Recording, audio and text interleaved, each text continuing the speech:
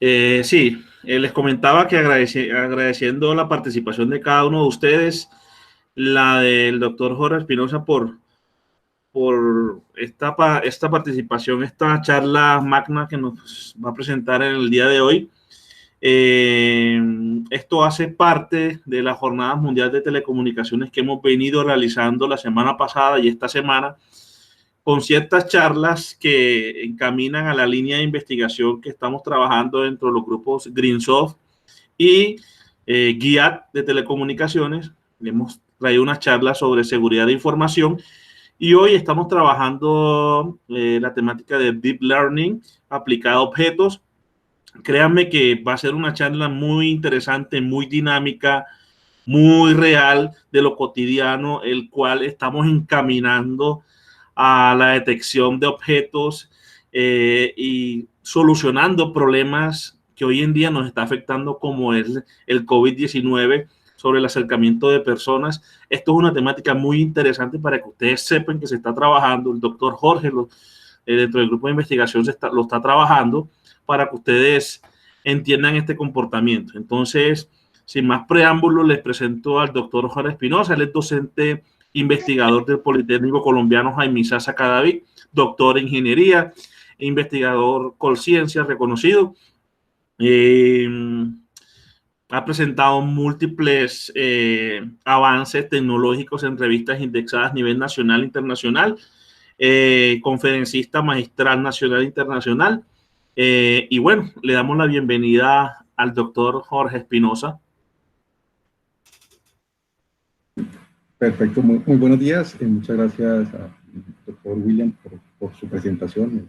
Me llena de elogios, le agradezco muchísimo su invitación y por supuesto la iniciativa que ha tenido para comenzar a hacer toda esta serie de webinars.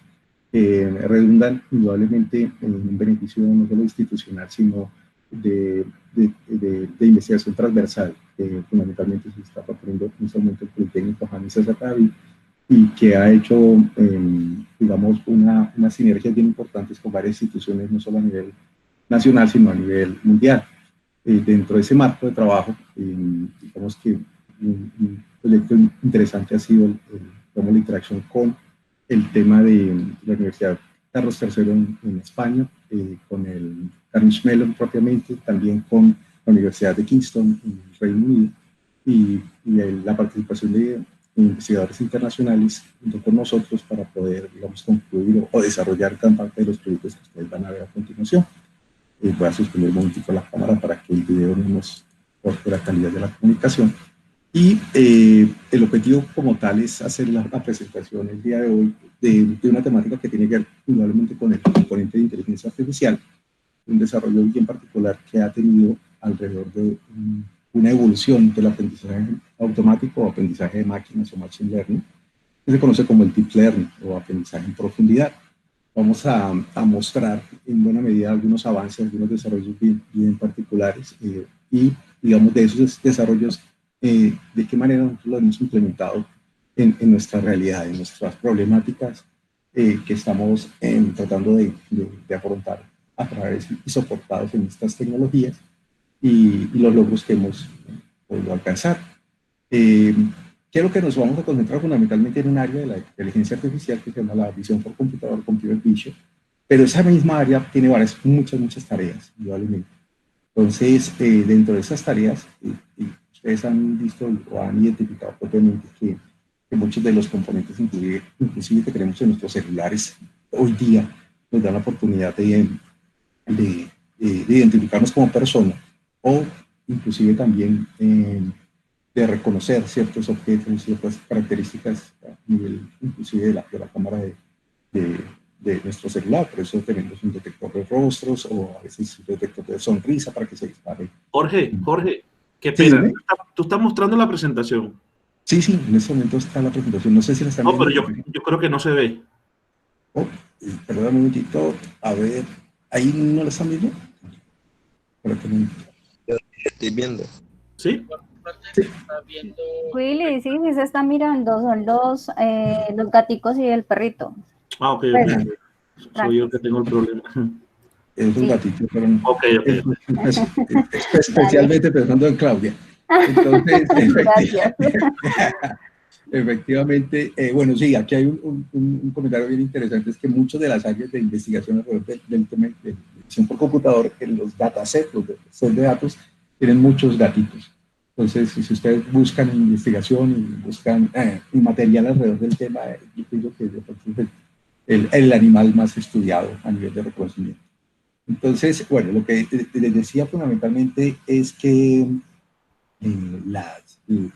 las tareas de visión por computador han ido evolucionando. Digamos que originalmente nosotros lo que le poníamos a un clasificador, ¿cierto? A una máquina, a un algoritmo, completamente era una sola imagen. Y el clasificador está en capacidad de decir, bueno, ahí lo que identifico es un gato.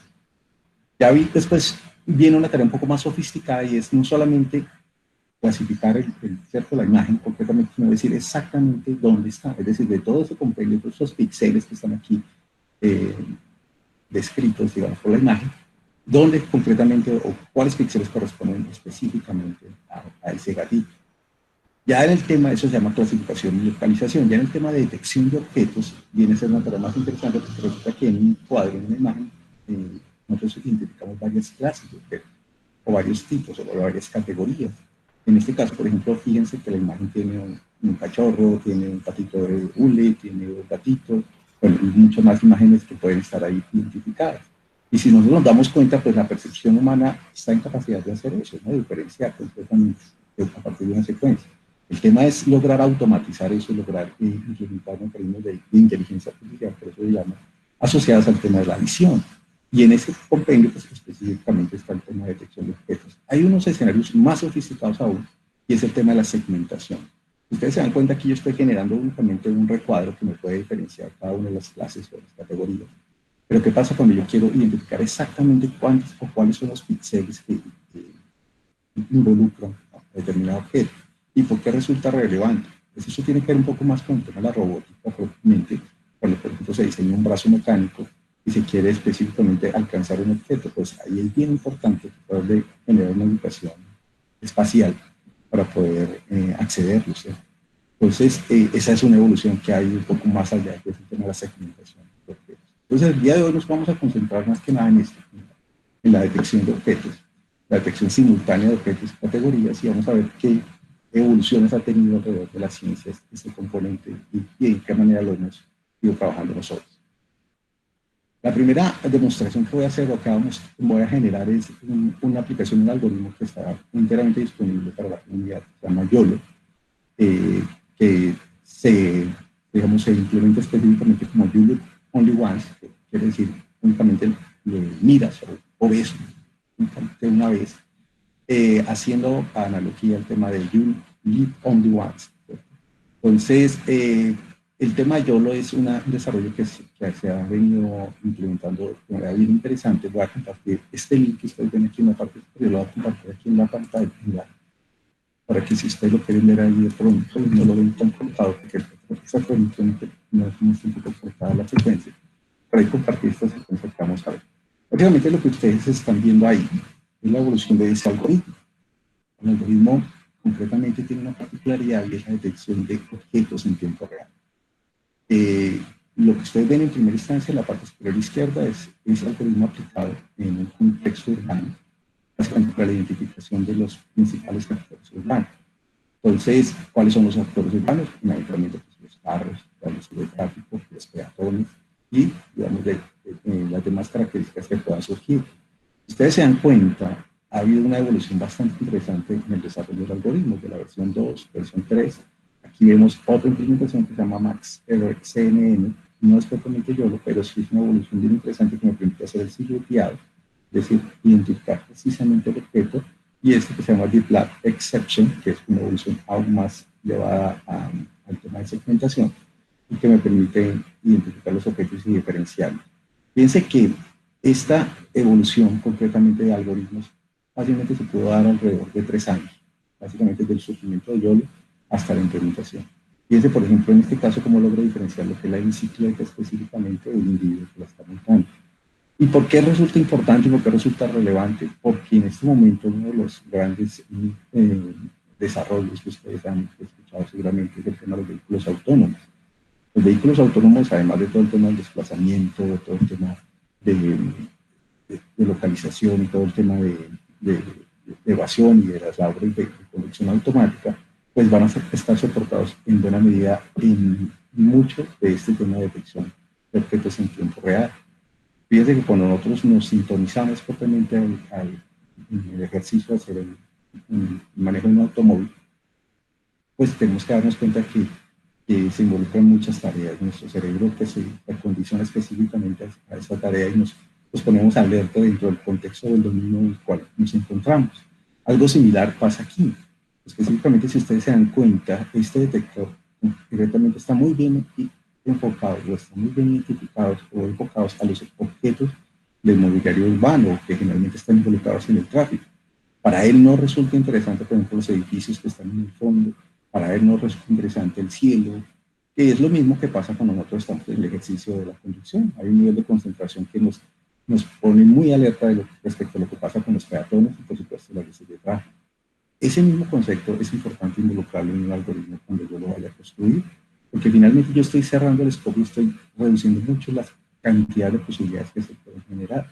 Es demasiado ambicioso tratar de emular todo digamos, el sentido visual que ha desarrollado el ser humano, porque fíjense que no solamente está asociado al ejercicio propiamente de distinguir objetos y características, sino también al tema de aprendizaje que hemos tenido a lo largo de nuestra vida.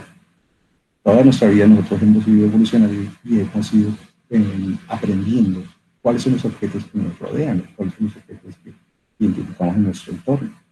Entonces, llevar todo ese tipo todo este compendio de conocimiento concretamente al ejercicio de la visión, pues resulta realmente complejo.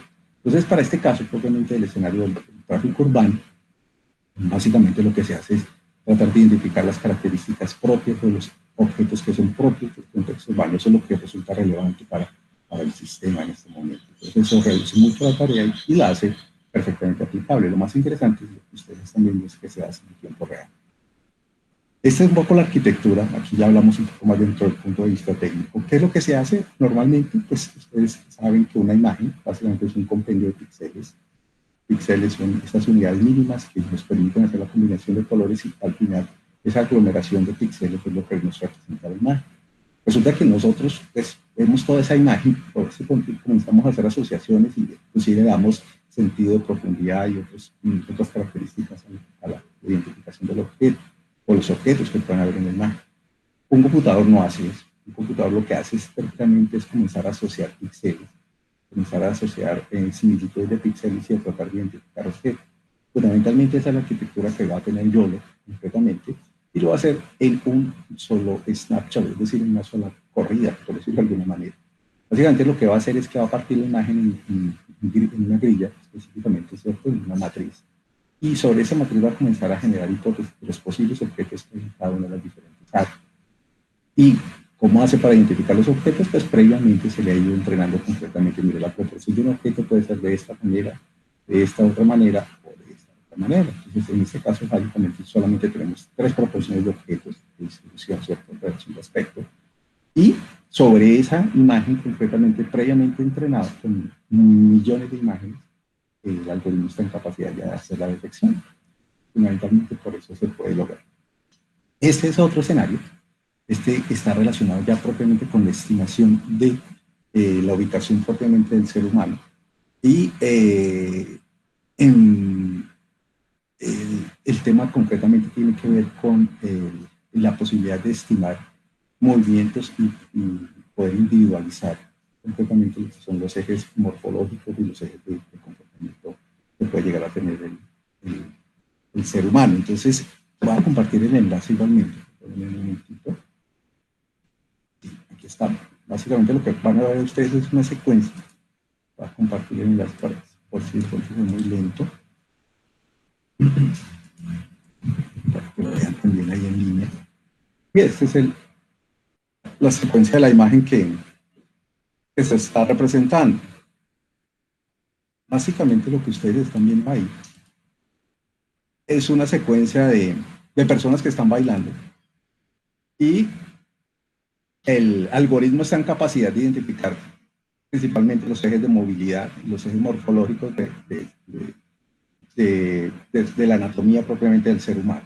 Ahora, ¿por qué resulta esto tremendamente importante? Porque las aplicaciones son muchísimas, ¿no? Desde el punto de vista de seguridad, desde el punto de vista de anatomía, desde el punto de vista de identificación de patrones de comportamiento. Bueno, son tremendamente interesantes. ¿Qué otra aplicabilidad resulta importante aquí? Es el hecho de que este desarrollo propiamente, si ustedes se han dado cuenta y de pronto recuerdan el desarrollo del juego del Kinetic, obviamente el Kinetic pues tenía todo el Kinect de Microsoft, tienes todo un dispositivo que además de todo el tema de la cámara estéreo, tiene la capacidad de identificar con un LIDAR el sensor de profundidad, y a partir de todo eso pues nos va a hacer una recreación de toda la correlación de aspecto. Lo interesante de este algoritmo es que lo hace con una cámara normal, una cámara inclusive de celular, y está en capacidad de identificar múltiples personas, con múltiples propiedades, con múltiples desempeños. Y lo que ustedes se van dando cuenta es que fundamentalmente se va a soportar un tema de análisis estadístico sobre las imágenes y un tema de restricciones. Finalmente es un problema de optimización en el cual ustedes van a darse cuenta que lo más importante es identificar los ejes de movilidad, ¿cierto? La rodilla, los ángulos, las caderas concretamente, y sobre eso se comienzan a identificar posibles movimientos que son candidatos. Obviamente hay un tema de restricciones, por eso nosotros no podemos desarticular el codo hacia atrás, con nuestra rodilla hacia atrás, y eso reduce el espacio de exploración y la posible generación de candidatos de movimiento. Entonces, la propuesta del algoritmo tiene que ver concretamente con eso, con la posibilidad de identificar los diferentes ejes, los diferentes puntos de rotación como tal, los diferentes ángulos que se puedan generar, y adicionalmente las restricciones propias de la anatomía del ser humano. Entonces, la aplicabilidad, como les decía, es bien interesante porque pues pasa por el tema de la recreación, netamente, por el tema de juegos y demás, hasta el tema de, por ejemplo, el desarrollo de gestos o el tema de las actividades deportivas. Saben que los gestos técnicos, no solamente para el tema del aprendizaje de determinadas actividades, sino para el tema completamente de, inclusive la evaluación. Se dice que para estos Juegos Olímpicos se postergaron precisamente en el tema de la evaluación de los gimnastas, concretamente se iba a estar acompañado de algoritmos de este tipo para poder realizar mediciones con mucha mayor precisión. Por ejemplo, imaginemos un gimnasta olímpico cuando tiene que hacer una posición sobre la barra que involucra el hecho de que tenga que estar exactamente 180 grados ubicado sobre la barra. Entonces eso completamente puede llegar a medir con muchísima mayor precisión de lo que puede tener un juez con su sesgo completamente. Esa es otra de las implementaciones. Ahora, esa pequeña introducción es importante. Bueno, aquí hay una pregunta aquí nos dice, ¿por qué el color de los detectores son diferentes en el mismo cuerpo? Sí, fundamentalmente esto es el ejercicio concretamente que se hace, específicamente es una generación de color aleatorio. O sea, no tiene que ver específicamente, porque estoy hablando del lado derecho, del lado izquierdo. Concretamente es una generación de colores y si ustedes se dan cuenta pasa por todo el espectro cromático para la generación del color. No tiene que ver así concretamente con una particularidad de que se trata de un extremo concreto o una posición concreta. No necesariamente. Esa es la interpretación. Bueno, ahora, propiamente, ¿cuál es el tema de la inteligencia artificial y el hecho de que hayamos podido llegar hasta esta instancia? Propiamente, lo que estamos hablando es un área de la inteligencia artificial que en este momento está en tremendo desarrollo, que es el tema de Machine Learning o aprendizaje automático. El aprendizaje automático, ¿cómo surge o cómo se da a lo largo de la historia? Fundamentalmente, pues, lo que nosotros desarrollamos cuando construimos software, cuando construimos programas, básicamente es establecer un set de reglas fijo, ¿cierto? En el cual decimos el programa completamente usted a partir de estos condicionales va a tener ciertas, o va a seguir ciertas orientaciones, ciertas tareas. Eso es un sistema de reglas básico, ¿cierto? Un sistema estricto de reglas en el cual nosotros le decimos completamente el algoritmo por dónde se va para generar una solución. ¿Qué pasa propiamente cuando ya comienza a establecerse el tema de aprendizaje? Es decir, que nosotros de alguna manera le damos libertad al algoritmo para que aprenda, para que entienda un poquito el patrón que se está generando en determinados comportamientos y comienza a generar posibles conclusiones. Eso es lo que se conoce como Machine Learning clásico, Y finalmente, involucra dos tareas importantes. Primero, nosotros tenemos que explicarle concretamente qué es lo que va a buscar en ese patrón o en ese contexto. Y a partir de explicarle qué es lo que va a buscar en el contexto, él va a aprender, es decir, va a desarrollar diferentes técnicas de aprendizaje que están ligadas fundamentalmente al tema de optimización y al tema de optimización de funciones, fundamentalmente es eso, ligadas o evaluadas con un tema de un error en cuanto a la tarea que están desarrollando. Ese diseño o esa definición de características se hacía antiguamente manual. Ya en el escenario de lo que se llama el aprendizaje por representación, se logra concretamente que se establezca generación de características de manera automática. Es esto, fundamentalmente, por ejemplo, en el caso de las imágenes, se comienzan a identificar fácilmente conceptos como la evolución de los gradientes, las características de la imagen propiamente asociadas al hecho de que cuando yo muevo un objeto en el contexto, pues voy a darme cuenta que si yo quiero diferenciarlo del fondo, indudablemente lo que va a haber es un gradiente importante, es decir, un cambio significativo en la resolución de los píxeles. Eso lo puedo llegar a automatizar y pues, digamos un logro bien interesante, más o menos hasta el 2010. Ese era el desarrollo tradicional de la visión por computador. Sobre eso ya se aplicaron los algoritmos de aprendizaje y se genera la salida. ¿Qué viene a ser interesante con el tema del Deep Learning? Resulta que el Deep Learning hace toda esa caracterización de manera automática, es decir, él aprende y genera de manera automática o identifica las características de manera automática y adicionalmente no solo lo hace a bajo nivel, sino a alto nivel. Ahorita vamos a explicar un poquito más elaboradamente este concepto, para después hacer el proceso de aprendizaje y generar una salida. Entonces, de alguna manera, esto ha sido la línea de evolución que ha tenido el aprendizaje máquina. Y ahora, pues, digamos, a partir del año 2010, aproximadamente, hace 10 años, estamos hablando de esto, comienza a haber una erupción bien interesante con este tema de aprendizaje en profundidad. Vamos a ver un concepto bien interesante y es el hecho de que ese aprendizaje en profundidad se soporta en un concepto también de evolución relacionada con las redes neuronales. Básicamente se llama las redes neuronales convolucionadas. ¿Qué es lo que pasa? Originalmente, viendo un poquito de análisis histórico, resulta que para poder identificar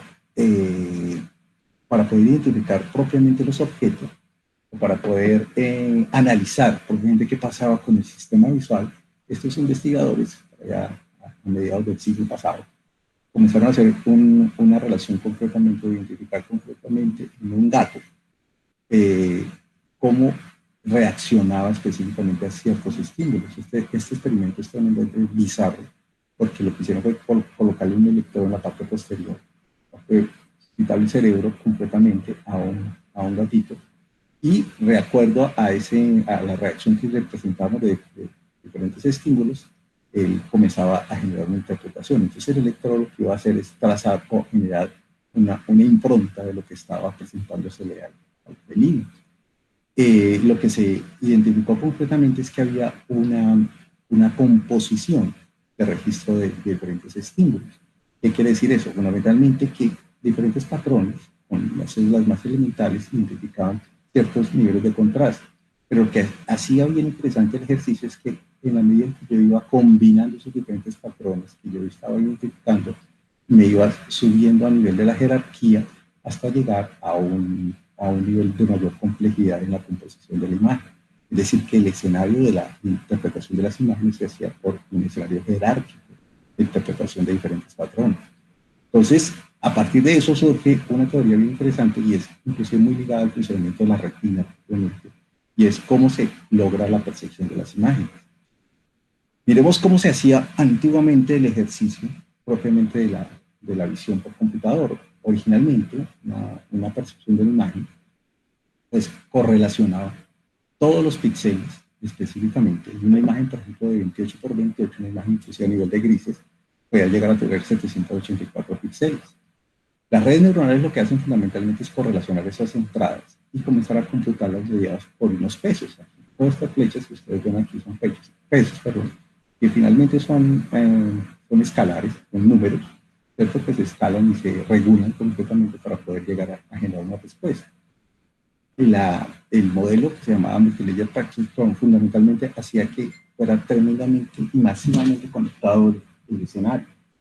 Es decir, que hubiese un cálculo totalmente,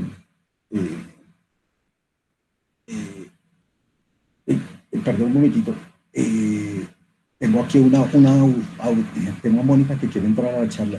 ¿Tú la puedes autorizar, Willy? Porque no la deja entrar. William, ¿me estás escuchando? Sí, te estoy escuchando. Dile que entre, que yo la acepto. Ah, listo, perfecto. Sí, qué raro. Sí, porque no puede ingresar. Perdón un momentito, qué pena con usted.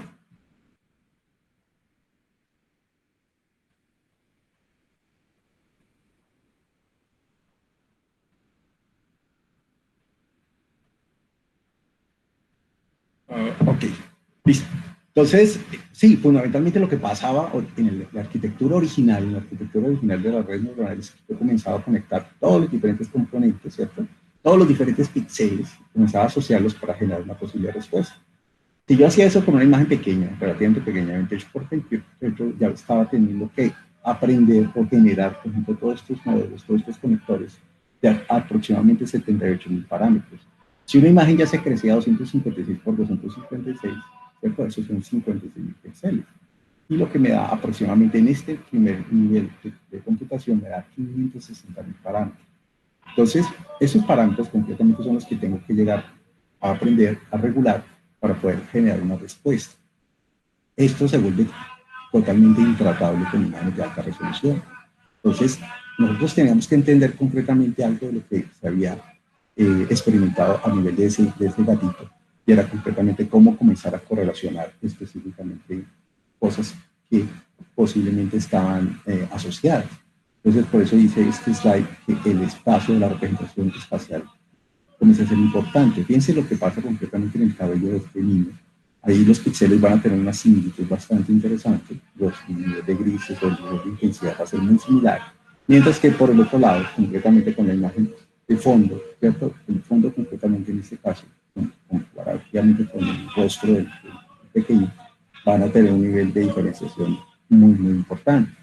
Entonces, esa correlación es la que precisamente explota en las redes neuronales convolucionadas. Es decir, lo que yo voy a tratar de identificar es esos niveles de correlación que precisamente se identifican. ¿Cómo lo hago? Precisamente con algo que se denominan los filtros. ¿Qué es lo que va a pasar? Ahora ya no voy a tener unos niveles de conectividad tan impresionantes, es decir, no todas las diferentes entradas que va a tener la imagen. Recuerden que todo esto son píxeles. ¿Listo?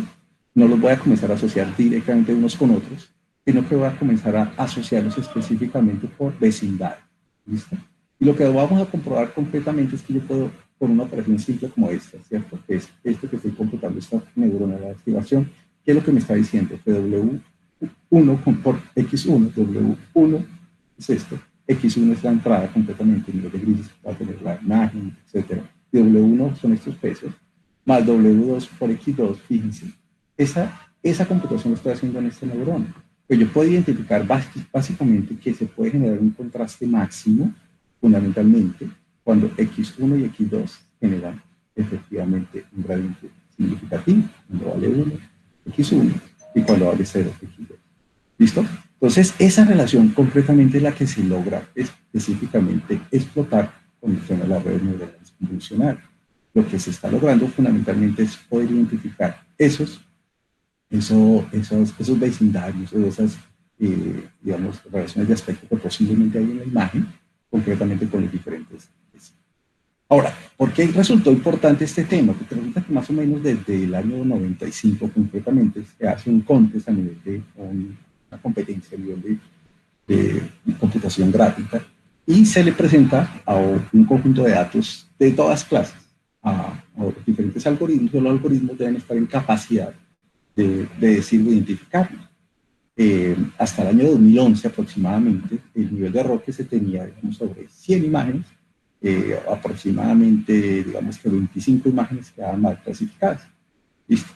Ahora, ya una vez surge todo este tema de la arquitectura de redes neuronales convolucionadas utilizando Deep Learning, se logra reducir el error significativamente. Si se dan cuenta, estamos viendo de aquí hasta aquí.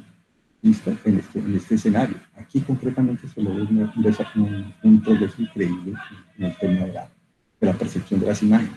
Pero lo más interesante es que ya para el año 2015, digamos que la línea base que nos permite concretamente identificar qué también lo hace el algoritmo es compararnos con los seres humanos. Pero resulta que para el año 2015 los algoritmos lo hacían, de hecho, un poco mejor. Claro, estamos hablando concretamente de imágenes de todo tipo, pero otra cosa bien interesante es la velocidad con la que se presenta la imagen. Resulta que cuando nosotros nos presentan una imagen y nos la dejan por lo menos 1 segundo, 2 segundos, pues hago rápidamente el ejercicio de reconocimiento. Lo interesante es que los algoritmos propiamente pues, van a poder hacer un procesamiento mucho más rápido, porque concretamente lo que hacen es una asociación de píxeles. Y en eso pues, es analizar una matriz, en lo cual son bastante eficientes las máquinas, los computadores. Esta fue la evolución concretamente de lo que se fue dando específicamente para el tema de reconocimiento de caracteres. Ustedes saben que una de las primeras tareas concretamente que surge dentro de la visión por computador es el tema de reconocer caracteres, los famosos OCRs, que nosotros conocemos, Optical Character Recognition. Entonces, básicamente surgen porque cuando existía todo el mecanismo de envíos saturado de servicio postal en Estados Unidos, pues casi todos los zip codes y todos se escribían, los códigos postales se escribían de manera manual sobre los paquetes. Identificar esto comenzaba a ser un proyecto bien importante. Para el año 98, una arquitectura que de hecho fue convolucional, propuesta por LeCun, hacía una tarea bastante eficiente, con unas capacidades de procesamiento de 10 a la 6 aproximadamente transistores, esto era un Pentium 2.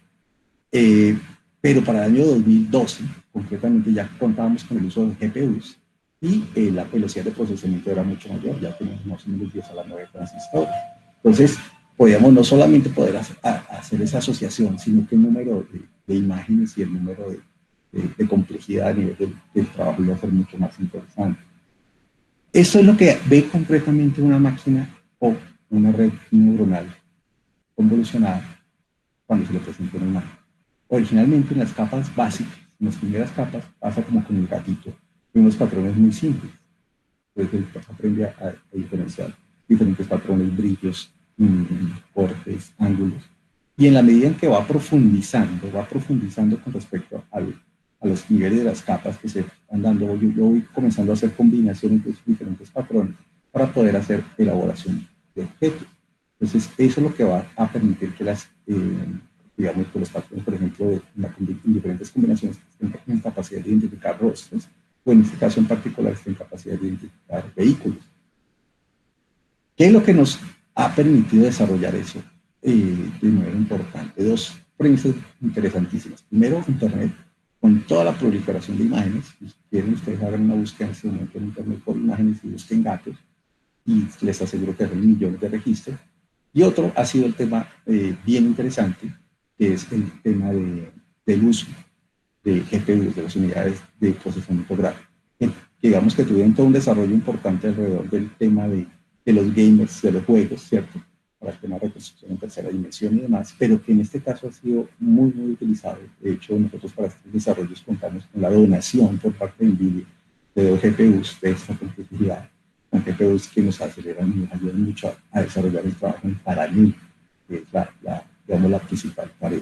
Fundamentalmente, ¿cuál es la diferencia? Pues ustedes saben que la unidad central de procesamiento hace sus tareas muy bien y las hace con mucha velocidad, pero fundamentalmente para tareas seriales.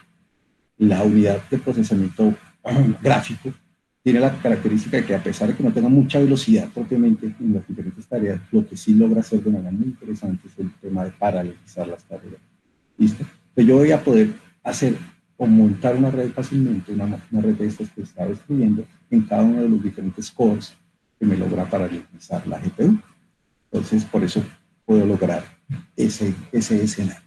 Yo les voy a pedir 5 minutos de descanso y tengo aquí un problemita técnico y ya me vuelvo a conectar. Denme un segundito, por favor, ¿sí? Qué pena con ustedes.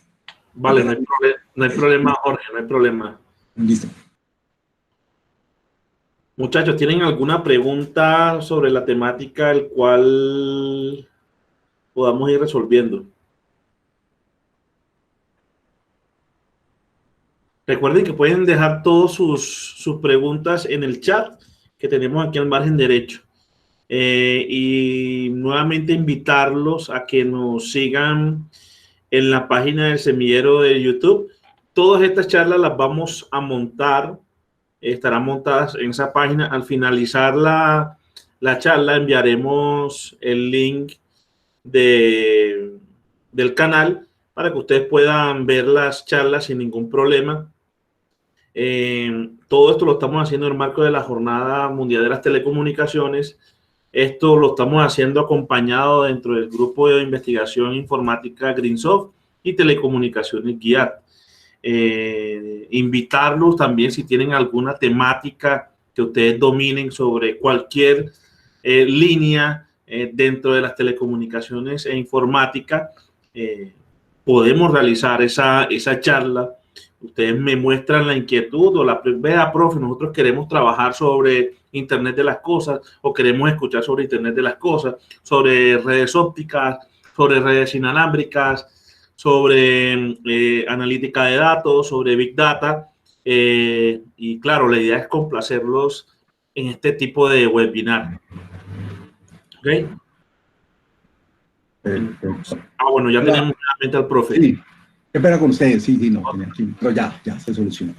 Ok, listo. Entonces, bueno, toda esta carreta que hemos visto, ¿dónde la hemos aplicado? O sea, fundamentalmente, esto es muy interesante, muy impresionante, pero lo interesante es que nos sirva, ¿cierto? Entonces, fíjense una realidad que, digamos, que se presenta y es esta, propiamente en Yakarta. En Yakarta, Indonesia, estas imágenes fueron obtenidas por un escritor que seguramente ustedes conocen, de Héctor Abad Facio-Lince. Él fue invitado a una conferencia en Yakarta y él hace un artículo muy interesante que se llama Escrito en el futuro. Fundamentalmente, ¿qué es lo que describe él? Un problema muy grande. Lo invitaron a una conferencia allá y él decía que lo que más lo había impactado era que apenas llegó a la ciudad tenía un dolor de garganta constante y que se asomó a la ventana y comenzó a descubrir imágenes como estas, en las cuales el tema del vehículo de motocicleta, es decir, de uso regular para el tema del desplazamiento, comenzaba a ser realmente impresionante. Entonces él decía, esto es escrito en el futuro porque hacia allá vamos. O sea, de alguna manera ustedes saben que con el tema de movilidad, aunque ahorita con estos temas de cuarentena pues se ha visto notoriamente mercado, pero para todos resulta una solución el tema del vehículo de 2 ruedas, el vehículo motorizado y pues sí más barato el servicio público, a pesar de que Medellín tiene un servicio público tan interesante, tan bueno, que lo hemos tenido en los metros.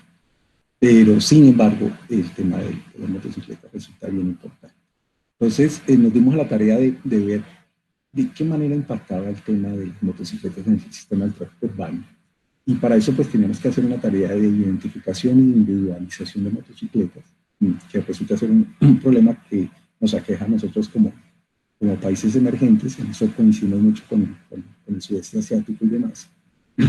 Y nos dimos cuenta que inclusive en los campos de investigación no había mucho alrededor de ese tema, pues con un nivel de precisión importante.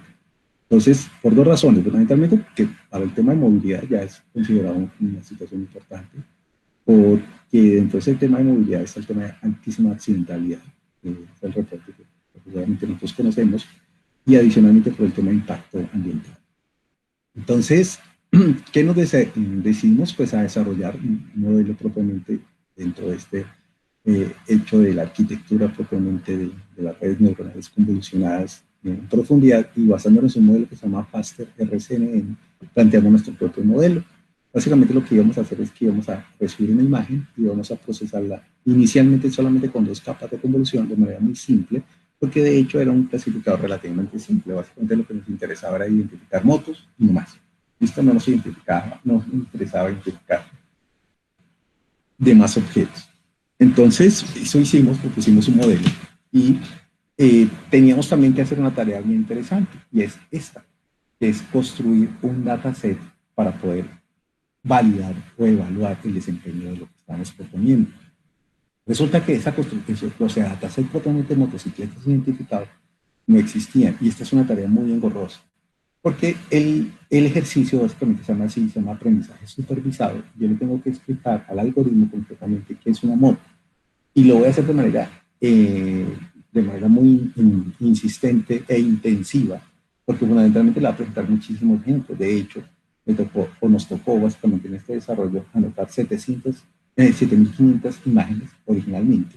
De esas fueron 220 motos en el circuito, pero a nivel individual se anotaron más de 41.040 diferentes objetos. Todos esos objetos se anotan fundamentalmente para explicarle al modelo, mire, esta agrupación de píxeles corresponde a una moto. Eso es lo que tiene que llegar a aprender. Dentro de esa arquitectura, pues pudimos hacer esto, fue ubicado completamente, o se realizó con el levantamiento de información a través de un dron, que ubicamos en, pues si se están dando cuenta de eso, de la sede del volador de la Universidad Nacional. Y tomamos ahí una secuencia donde regularmente hay cierto nivel de congestión y hay bastantes motos. El algoritmo en esa propuesta originalmente logra una precisión del 75%, o sea, básicamente cuadro a cuadro, esto es bien importante, es decir, más de 30 cuadros por segundo, identificaba más o menos el 75% de las diferentes motos. El desempeño era interesante, pero sin embargo, pues todavía nos faltaba para llegar a hacer algo similar al estado del arte. Entonces, ¿qué decidimos? Aumentar un poquito la complejidad de su nivel de capas de convolución. Por supuesto, esto aparece muy interesante ahí, pero el proceso de experimentación fue bastante engorroso para lograr generar un modelo que estuviera en capacidad de obtener mejores resultados. Ya hicimos eso y nos comparamos con el estado del arte. Este estado del arte que vimos anteriormente se llama YOLO, ¿cierto? En su versión 3. Y la medición, o el criterio de medición se llama Average Precision, y nosotros logramos superar a YOLO casi en un 10% en cuanto a efectividad. Cosas interesantes a tener en cuenta. Regularmente la arquitectura de los modelos, concretamente de detección, se basan en un principio, por ejemplo, de tratar de detectar el fondo y todo lo que se mueva, tratar de identificar un objeto. Esos modelos concretamente pues están limitados por el tema de tratar de mover una cámara. Si yo muevo la cámara, pues me van a dar un detalle. Pero fíjense que en este caso, este algoritmo está en capacidad de hacer en tiempo real el tema de la detección y de mover inclusive la cámara sin mayores limitaciones y seguir detectando objetos. Entonces ahí los resultados comenzaron a ser bien interesantes. Pero como ese escenario de alguna manera era preconstruido, es decir, entrenamos concretamente para esas imágenes y solo esas imágenes y ese ángulo, pues nos dimos a la tarea de ver dónde podíamos implementar esta arquitectura, dónde podía ser realmente útil. Entonces, en consorcio con la Secretaría de Movilidad de aquí en la ciudad de Medellín, ellos nos facilitaron de todas estas cámaras que están regadas por todo el río y toda la autopista y de determinados sectores, que saben que hay unas cámaras en las cuales ustedes pueden, pues en este momento, revisar el estado del tráfico. Entonces ellos nos entregaron ciertas cámaras, dijeron, mire, les podemos entregar ciertos segmentos para que hagan ustedes la experimentación.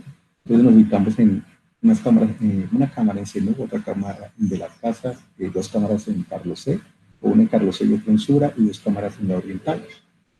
Con esas imágenes, entonces también creamos un dataset, en este caso un poco más pequeño, pero sin embargo también con un alto nivel de complejidad, con 21.625 diferentes imágenes. ¿Qué resulta importante ahí? Pues que lo que sí pasa en este escenario fundamentalmente es que las imágenes son de baja resolución, y eso tiene que ver por algo que ustedes conocen con mucha mayor precisión que nosotros, y es el tema de la transmisión de datos. Cuando yo voy a hacer una transmisión de datos, si estoy haciendo una transmisión masiva de información, y que cada una de estas cámaras se está reportando completamente en un centro que queda aquí en la Fiscalía, pues conocen la Secretaría de Tráfico y Centro de Movilidad. Ahí esa transmisión para poderla hacer, a pesar de que ellos tienen muy buenas cámaras ubicadas, pues no la pueden hacer en tiempo real, no pueden mandar, pero no pueden mandar en alta resolución las imágenes. ¿Por qué? Pues porque finalmente no hay canal suficiente para lograr hacer transmisión punto a punto en esos escenarios, sobre todo teniendo en cuenta que están haciendo transmisión 7x24. Imaginen la cantidad de información. Entonces ellos hacen un tema de, digamos, de reducción de la calidad de la imagen, y eso sacrifica muchísimo de lo que nosotros habíamos logrado. Que fíjense que la calidad de las imágenes en estos segmentos es bastante interesante, bastante buena. ¿Listo? Que logra diferenciar bastante bien los objetos, pero se van a dar cuenta que la calidad de las imágenes que realmente es con las que se trabaja en los datasets de la Secretaría de Movilidad es bastante reducida, 704 por 480 píxeles. Entonces, estos son algunos de los ejemplos de las imágenes. Fíjense que básicamente ya la intensidad de los diferentes colores, hay mucha pixelación, es bastante difícil, por ejemplo, sobre todo aquí en los escenarios de la Oriental, lograr diferenciar qué es una moto y qué es un peatón.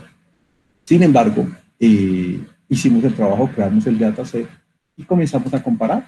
Por ejemplo, en esta sección de la casa, igualmente superamos el estado del arte, lo que hacía YOLO completamente y lo que hacía el modelo que nosotros pusimos.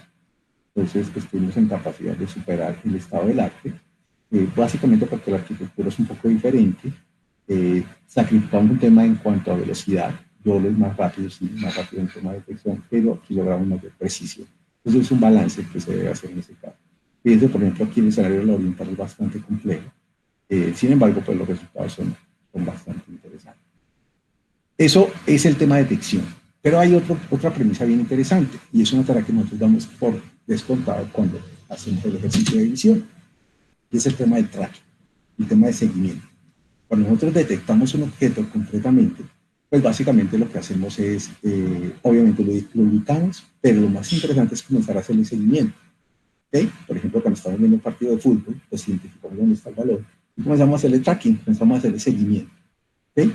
Ese ejercicio es más o menos interesante, pues tiene cierto nivel de complejidad, pero imagínense que simultáneamente nosotros tenemos que hacerle seguimiento a varios objetos.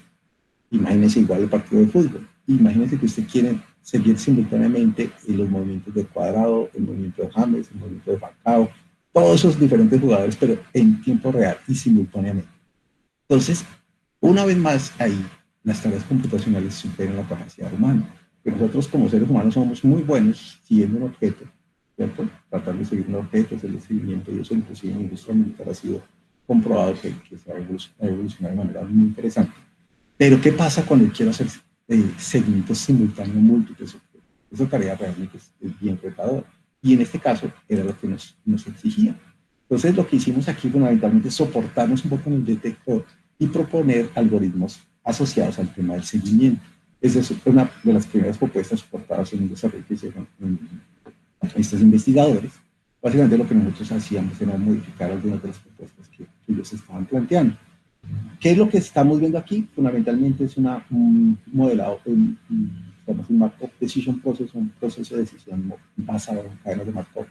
Y fundamentalmente lo que ustedes están dando cuenta aquí es que se están modelando los diferentes estados que puede llegar a tener un objeto a lo largo de una secuencia de video. Entonces el objeto es detectado, ¿cierto? Si dice que es activo. Y yo inmediatamente yo trato de, si es un objeto, evidentemente trato de comenzar a hacerle seguimiento.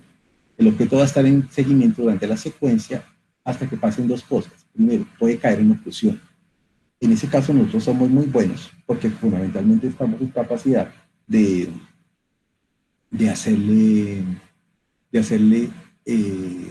por ejemplo, tratar de predecir concretamente qué pasa con el objeto, o si pasa por detrás de otro objeto, o si se metió dentro de un túnel, o cosas de ese tipo. Yo trato de predecir y espero concretamente que se genere una dinámica de movimiento para tratar de recuperarlo. Pero a veces el objeto se pierde. El objeto concretamente sale, por ejemplo, de la línea de visión de la cámara. Entonces, definitivamente se pierde. Y cuando se pierde, pues debería pasar a inactivo. Igualmente puede ser que un objeto sea detectado inicialmente, pero no siga detectándolo yo más adelante en la secuencia. Entonces, igualmente pasa a ser inactivo. Cada una de estas decisiones tiene que validarlas fundamentalmente con clasificadores de diferente índole. Muchos son máquinas de soporte vectorial, muchas veces son inclusive utilizando optical flow, bueno, otras arquitecturas y otras cosas. ¿Qué es lo que estamos haciendo aquí finalmente? Pues estamos aplicando el mismo escenario de detección, pero lo más interesante es tratar de identificar, ok, sí, aquí vi una moto, pero ¿dónde la vi concretamente? Es decir, analizarle un label, un identificador a cada uno de los objetos que estoy detectando. Eso lo hicimos concretamente y los resultados fueron bien interesantes, porque fíjense, aquí ya le asigné un label y aquí digo, esa cámara, esa misma detección del objeto es esta que está siguiendo esta secuencia. Esto pasa con la moto 9, con la moto 11, y fíjense que lo está haciendo simultáneamente. Si yo les preguntara cuántas motos pasaron concretamente, de dónde está la moto 22 o la moto en determinada secuencia, fíjense que esta tarea ya para nosotros es totalmente imposible. ¿Por qué? Porque son muchísimos objetos simultáneamente que están viviendo. En ese caso, los algoritmos sí nos soportan de manera bien interesante. Este fue otro modelo, otra propuesta, apoyados en un artefacto que es tremendamente utilizado en ingeniería, que se llama el filtro de Kalman. Utilizando el filtro de Kalman, concretamente lo que resulta interesante es tratar de predecir la secuencia o la secuencia espacio-temporal para tener un objeto en el movimiento, pero también me soportó en las imágenes para saber cuál es la dinámica que sí. Entonces, aprovechando ese filtro de Kalman y aprovechando un poco la arquitectura el manejo digamos, de la imagen propiamente, la secuencia que se puede dar, apropio de esas estrategias y también hago un tracker para hacerle seguimiento a los objetos. Y en este caso lo implementamos. Los resultados fueron competitivos, muy, muy interesantes y demostrando que definitivamente con un buen detector yo podía hacer un tema de seguimiento bastante acertado. ¿Qué es lo que demostramos aquí? De hecho, fíjense que cuando el detector no es bueno, el tracker comienza a fusionar objetos. Fíjense, aquí se fusionó y devolvió un solo objeto, ese 5. Aquí concretamente sí tengo la detección de un objeto, pero cuando se comienzan a fusionar los objetos y comienza a tener problemas la detección, el tracker comienza a tener problemas. Fíjense, en este camión y la motocicleta, ahí la detecté como un solo objeto concretamente. Entonces, por eso el detector resulta ser tremendamente importante a la hora de lograr hacer un seguimiento interesante. Y este es el resultado final. Fundamentalmente lo que vimos ya entonces es aplicado el tema de detección y seguimiento a objetos en las cámaras concretamente que están distribuidas a lo largo de la ciudad. Entonces, ¿por qué es interesante? Porque no solamente detecto la moto, sino que adicionalmente ya le asigno un label y le digo, mire, la moto siguió este trayecto y concretamente sigue esta dinámica. ¿Qué resulta interesante? Pues poder hacer una integración, ¿cierto? Cuando yo pierdo aquí la moto, pues debería esperarla en otra cámara, en otro segmento, y hacerle seguimiento concretamente para saber qué pasa con esos objetos. Ese fue un escenario, fundamentalmente, apoyados en esta misma arquitectura y en esta misma estrategia. Entonces, trabajamos con un proyecto que se hizo en la Universidad de Kingston, en Londres. Fundamentalmente, ellos desarrollaron una base de datos muy interesante en la cual crearon todo este escenario simulado para abordar y bajarse de un tren. Y contrataron personas para poder hacer toda la simulación de lo que pasaría completamente en un escenario de abordaje y de descenso de un tren. ¿Qué les interesaba? Fundamentalmente, generar aforos de la cantidad de personas que pudiesen ingresar o trabajar con un tren. Entonces crearon específicamente estos 8 videos con regular resolución. Básicamente se obtuvieron 43.751 ejemplos positivos y la cantidad de imágenes fue bastante significativa. Estos fueron los resultados. Básicamente Spinnet nuevamente logra muy buenos resultados. Esto en el tema de detección, 82.4% aproximadamente, solo detección de personas. Efectivamente lo que estamos haciendo aquí es detectando diferentes individuos, tanto cuando ingresan como cuando se retiran del metro, ¿cierto? En el abordaje y digamos, en el desembarco del vagón. Y en el tema del tracking, pues también logramos unos resultados bien interesantes, bastante efectivos, que fíjense que no solamente el estoy haciendo el seguimiento, sino adicionalmente le estoy generando una traza del movimiento que tuvieron a lo largo de toda la secuencia. Esta información o esta misma estrategia o esta misma base de datos nos sirvió para el desarrollo que estamos haciendo en este momento con el metro, concretamente en la ciudad de Medellín, y es básicamente hacer un sistema de detección de proximidad, una alerta de proximidad. Recuerden que ahora con las medidas que se están generando es importante controlar el tema de cercanía de los individuos. Entonces, básicamente definimos una distancia del metro y si se supera esa distancia entre diferentes objetos o diferentes personas, perdónenme, pues debería generar una alerta.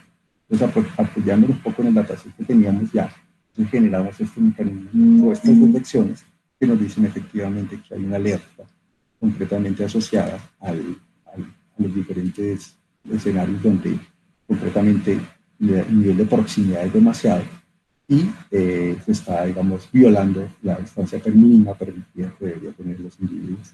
Entonces, sobre esto, pues, por ejemplo, se pueden construir alertas sonoras o se pueden generar mecanismos inclusive un poco más sofisticados en el caso de que la persona recurrentemente tiene un comportamiento erróneo. Bueno, entonces, para esto comienza a ser bastante interesante este tipo de desarrollo.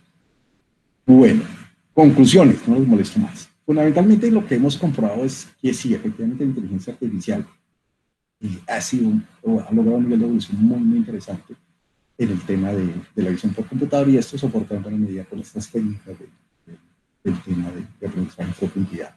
¿Cuál es el cuello de botella en este momento? Pues el aprendizaje se hace en bruto. Es decir, el tema es que necesito muchos ejemplos. Le estoy enseñando, hasta el momento le estoy enseñando a la máquina o al algoritmo completamente qué es un individuo, qué es una persona, qué es una motocicleta. Todo eso se hace con un trabajo bastante intensivo de etiquetado. Pero no todo está perdido, porque resulta que de hecho hay muchas bases de datos que en este momento han permitido enriquecer el modelo. De hecho, una de las premisas importantes de esta arquitectura es que uno puede tomar modelos preentrenados ya en muchas categorías y puede llegar a hacer un trabajo de especialización por ese mismo concepto que veíamos al principio, y era que yo comenzaba a identificar patrones simples y comenzaba a ir agregando en la medida que iba colocando capas convolucionadas para lograr un mayor nivel de precisión. Sin embargo, el tema del entrenamiento es un tema que todavía puede ser complicado. ¿Por qué es importante esto? Porque fíjense, pues, bueno, pues muchas de las tareas sí dijimos, sí, se supera la capacidad del ser humano, por ejemplo, en temas del tracking simultáneo, pero en otras sí decíamos, uy, no, ahí yo perfectamente veo que es una moto y aquí la embarro una detección. Eso es perfectamente válido, pero imagínense cuando uno tiene un centro de control concretamente y me toca a mí la onerosa tarea de estar supervisando las cámaras. Ustedes saben que muchos de los controles que existen en este momento, inclusive los controles que hay a nivel de seguridad, generalmente son controles a posteriori, ¿cierto? O controles disuasivos. Dice, este sitio está siendo vigilado, supervisado por una cámara. Entonces, la persona cuando está siendo vigilada se comporta de mejor manera. Pero la realidad detrás de eso es que hay que poner una persona detrás de un monitor constantemente a supervisar eso. Entonces el tema es de automatizar esas tareas comienza a ser bien interesante porque finalmente como son tantas cámaras, pues no puedo poner tantas personas estarlos viendo 24 horas. El ideal es que comiencen a haber algoritmos que me permitan por lo menos generar alertas, generar alarmas y lo más importante es que el control sea preventivo. Es decir, cuando yo detecto, por ejemplo, un comportamiento erróneo de un motociclista, un zigzagueo constante en determinado segmento, ya inmediatamente puedo generar una alerta y candidatizar o generar una alarma para que el próximo retén por lo menos detenga a esa persona, por lo menos le haga una atención importante respecto al tema de su comportamiento vial. Sí, hay unas implicaciones bien importantes alrededor del tema de privacidad. Ustedes se dan cuenta, pues este tema del manejo de las cámaras, por eso inclusive en Londres tuvieron que hacer un segmento especializado, un ejercicio especializado. Simplemente uno diría, no, pues ¿por qué no colocan una cámara y comienzan a hacer las anotaciones? Pero hay un tema de privacidad bastante relevante aquí, así como existe el tema de privacidad en los datos. Realmente todos nosotros hemos sido estilos del tema del manejo de la información en Facebook. Pues también existe un nivel de privacidad respecto a lo que se está siendo filmado. De hecho, no sé si se dieron cuenta o se recuerdan cuando salió Google Street Maps originalmente, una de las premisas importantes que se dio fue que borraron todos los números y borraron todos los rostros de las imágenes que aparecían ahí, porque la gente reclama su tema de privacidad. Y sí, en ese sentido, el tema es bien relevante. El tema de privacidad es importante. Sí, y hay un importante ejercicio. Fíjense que tecnológicamente se puede lograr muchas cosas, pero el tema de implicaciones de privacidad es la otra reflexión. En este momento, por ejemplo, con el tema del COVID-19, hay un debate bien interesante porque la manera en la cual se ha hecho trazabilidad de las personas es a través de las aplicaciones, concretamente que se instalan en los dispositivos. El tema de la detección también en los diferentes escenarios, pues comienza a haber un balance concretamente entre, pues si lo que queremos es un tema de salud o podemos llegar a sacrificar cierto nivel de privacidad. Un debate bastante álgido que trasciende el componente netamente tecnológico. Y aquí el mensaje de, de trabajo, estamos trabajando con el semillero de investigación en inteligencia computacional, que de hecho trabaja en Java, con el semillero de William, y con el grupo de investigación Greenstock, que también hace Java, muchos de los proyectos y los trabajos. El ideal de este tipo de ejercicios es que aprovechemos todas estas sinergias, todo su conocimiento y el conocimiento que estamos desarrollando nosotros, para que hagamos trabajos en conjunto. Es innegable que cada uno de nosotros tenemos inquietudes respecto a diferentes tecnologías, diferentes iniciativas. Pues el hecho es poder completar y darnos cuenta que cada uno de nosotros tenemos potencial para poder entrar a desarrollar estas iniciativas. Yo quería agradecerles de verdad significativamente por esta invitación. No sé si hay algún tipo de preguntas, que pena que no estoy muy pendiente del chat, pero no sé si hay alguna pregunta. Pues nos escucho. Bueno, Jorge, primero que todo, mil gracias por esta magistral charla sobre una temática que realmente impacta. Hoy en día, analizar este tipo de comportamientos con estos algoritmos que a veces mucha gente no logra dimensionar la complejidad que tienen para un beneficio tan día a día. Eso es lo que buscamos dentro de los grupos de investigación, tratar de solucionar de manera eficiente y mitigar esas necesidades que la industria o las personas nos exigen. Muchachos o personas aquí asistentes, ¿alguna pregunta sobre la temática?